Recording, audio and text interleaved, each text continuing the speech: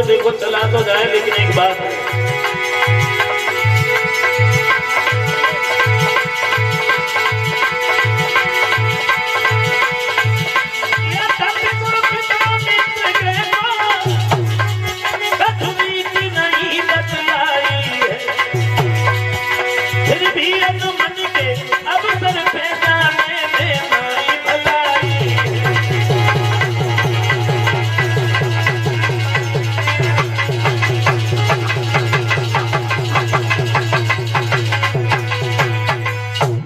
चला तो जाए, तब चला जाए जब एक दूसरे से दिल मिले हो, कोई अनबन न हो, तब वैसे नहीं जाना चाहिए। सती जी अपनी जिद पर ही अड़ी रही तो भोले बाबा बोले अगर तुम नहीं मान रही हो तो जाओ, लेकिन पछताओगी बहुत। समझ आया? नंदी पर सवार होकर के सती जी जब वहां से आगे बढ़ी हैं, बड़ी खुश है, सोचती हुई जा रही है जब हम अपने पिता के घर पर जाएंगे, मेरी माँ मेरी बहनें मेरे पिता मेरा कितना बड़ा सम्मान करेंगे। भोले बाबा ने इनके पीछे 2 गढ़ और लगा दिए, काहे देखते रहना। सती जी जब अपने पिता के घर पर पहुंची और पहुंची वैसी ना पहुंची। सती जी 7 बहनें थी, 7, और बहनों ने जब दूर से आता हुआ देखा तो मजाक बनाने लगी। बोले देख ले अकेली भागती चली आ रही हो, कोई बुलाने थोड़ी गया था, ना बुलाया आ रही। सामने पहुंच गई सती जी, एक कहने लगी अकेली आई हो, बाबा जी को साथ में लेके नहीं आई।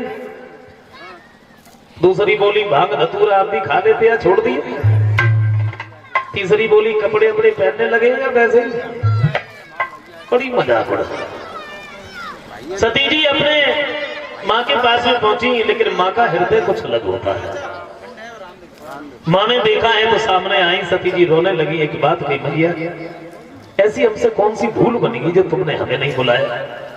सती जी की माँ कहती है बेटी तुम्हारे जो पिता कहते हैं बस उसी में हम सब लोग सम्मिलित रहते हैं, उन्होंने तुम्हें नहीं बुलाया तो मैं कुछ भी नहीं कर सकती।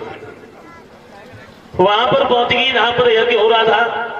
क्या देखा है कि सब देवताओं का भाग है, लेकिन भगवान शंकर का कोई स्थान ही नहीं है।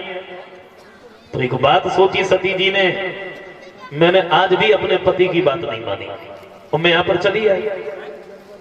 यहाँ तो मेरे पति का बहुत बड़ा अपमान हो रहा है, अब हम अपने पति के पास में लौट के कैसे जाएंगे।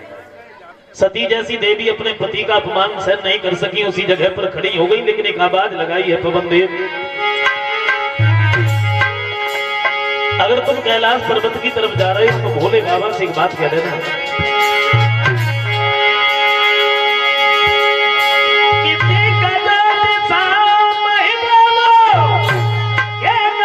सूर्य देख रही हो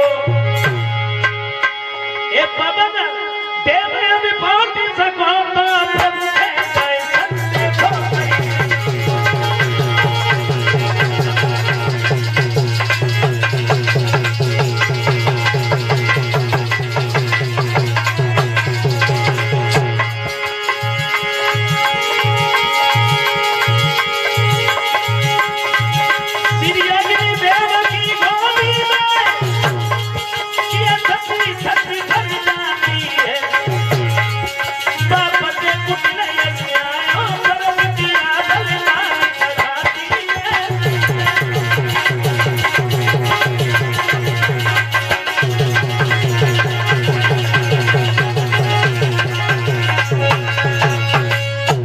सती जी उसी अग्नि में कूद पड़ी, किसी ने भी नहीं रोका।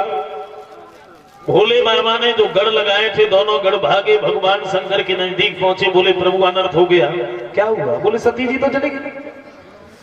भगवान शंकर ने जैसे ही इतने शब्द सुने तो क्रोध आ गया। जटाओं को खोल करके जब पटका है तो वीरभद्र नाम का एक योद्धा तैयार हुआ और वीरभद्र से ये कहा तुम चले जाओ। दक्ष प्रजापति गया, जो यज्ञ हो रहा है उनका यज्ञ किसी भी तरह से पूर्ण ना हो पाए।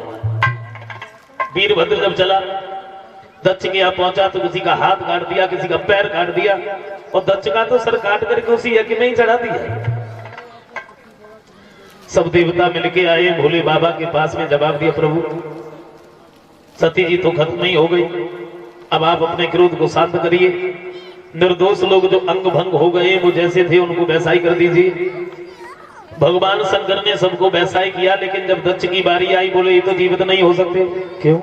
बोले लगा सर तो अग्नि में जल गया, कैसे जीवित होंगे? देवताओं ने विनती की है प्रभु कोई उपाय सोचो। तो बताया भी जाता है उस यज्ञ में चढ़ाने के लिए जो बकरा आया था उसका सर काट करके दक्ष प्रजापति की धड़ से लगाया, तब वो जीवित हो गए। बार बार क्षमा मांगी, हमें माफ करना, हमसे बहुत बड़ी भूल हो गई। समझाया?